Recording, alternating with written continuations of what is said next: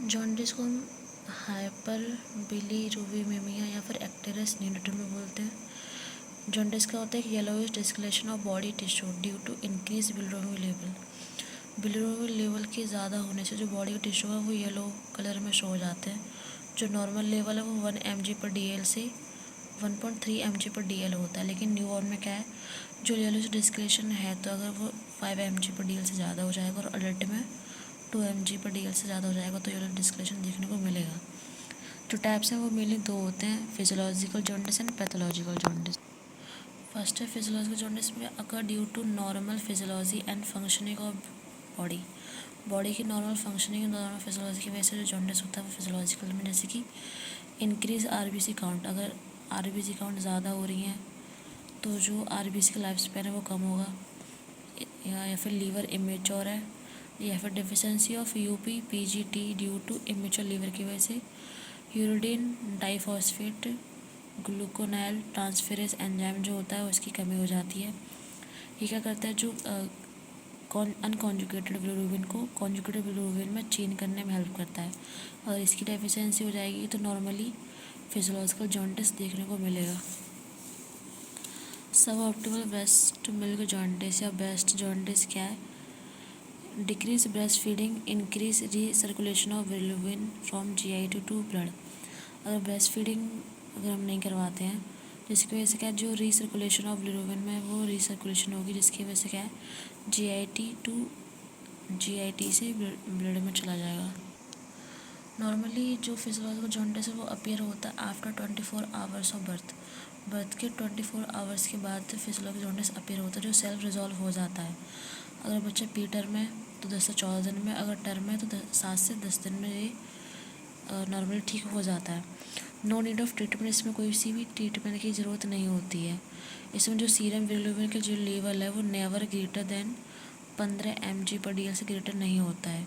जिसका जो level peak पे होता है वो प्री टर्म में 4 दिन पे होता है और टर्म में 5 से 6 दिन पे होता है।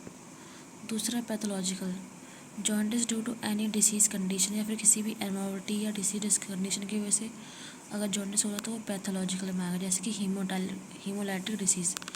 आरएच इनकम्युनिटी की वजह से जो जॉन्डिस हो रहा है वो पैथोलॉजिकल में आएगा।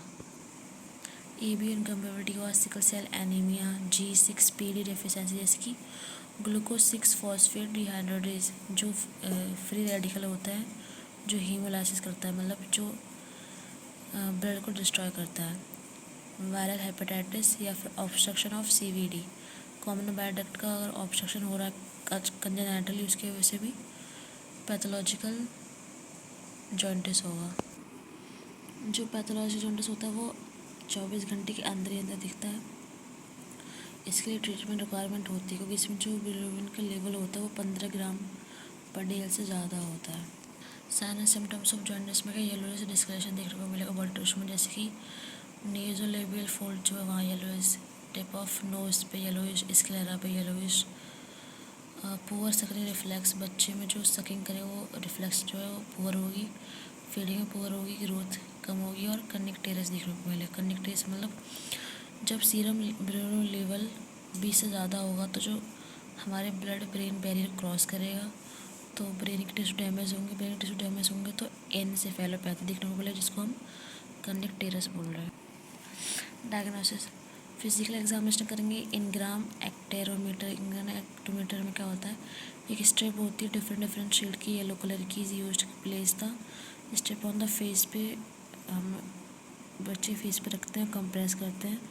एक release the pressure of match the face with colour of strip and note down the finding. जो सीरम बिलीरुबिन है वो कन्फर्मेटरी है, ठीक है। ट्रीटमेंट जो फिजियोलॉजिकल है तो self resolving, breast feeding, IV fluid, कोई भी ट्रीटमेंट ज़रूरत नहीं है। लेकिन जो पैथोलॉजिकल है उसमें हम फोटोथेरेपी देंगे। Start phototherapy as early as serum bilirubin level reach the up to 50 mg/dl।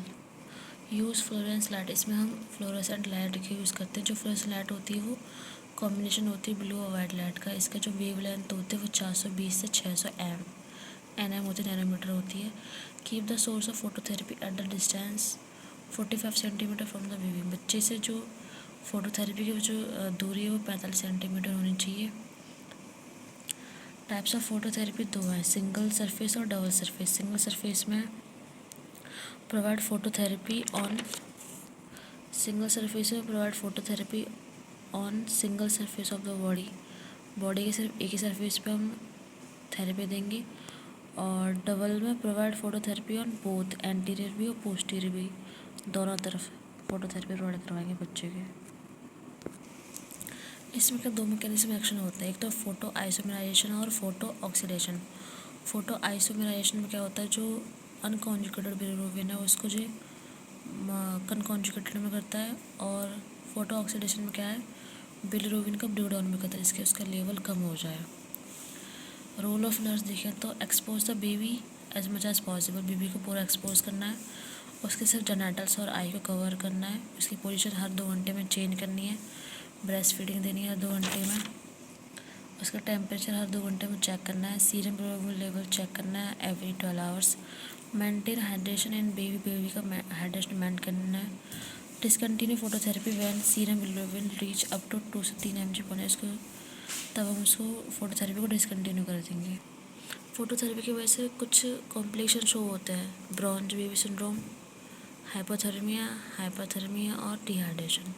Bronze baby syndrome एक अपीयरेंस होता है baby due to disposition of bilirubin in metabolise in blood. Hypothermia starting में देखने को मिलता है और हाइपरथर्मिया लेटर स्टेज में देखने को मिलता है। फोटोथेरेपी के बाद दूसरा है EBT, exchange blood transfusion, perform when serum bilirubin level इस 20 से ज़्यादा जा रहा है तो हम एक्सचेंज ब्लड ट्रांसफ्यूजन को एक्सचेंज करेंगे। जो डबल ब्लड वॉल्यूम इसमें हम देंगे, मतलब 160 ml देंगे। जो प्रेफर्ड साइज़ है वो अम्बिलिकल वेन है, इसको हम पुल एंड पुश मेथड भी बोलते हैं। हम रिमूव करेंगे 10 से 12 ml ब्लड फ्रॉम न्यूबॉर्न का एंड इन्वेस्ट करेंगे फ्रेश ब्लड, 10 से 12 ml फ्रेश ब्लड यूज़ करेंगे। जो साइकिल परफॉर्म करनी है हमें 30 से 40 साइकिल परफॉर्म करनी है, और 90-95 एक्सचेंज अकर। लास्ट में ड्रग देनी है फिनोबार्बिटोन, जो ड्रग ऑफ चॉइस है, जिसका UDPGT जो हार्मोन था उसकी एक्टिविटी बढ़ जाती है। उसके अलावा हम चारकोल, अगार, पॉलीविनाइल और पायरोलिन दे सकते हैं। जो चारकोल है वो मोर इफेक्टिव है क्योंकि ये बैंड करता है बिलिरुबिन इन द GIT में excretion out from the body in stool के थ्रू वो आउट कर देता है।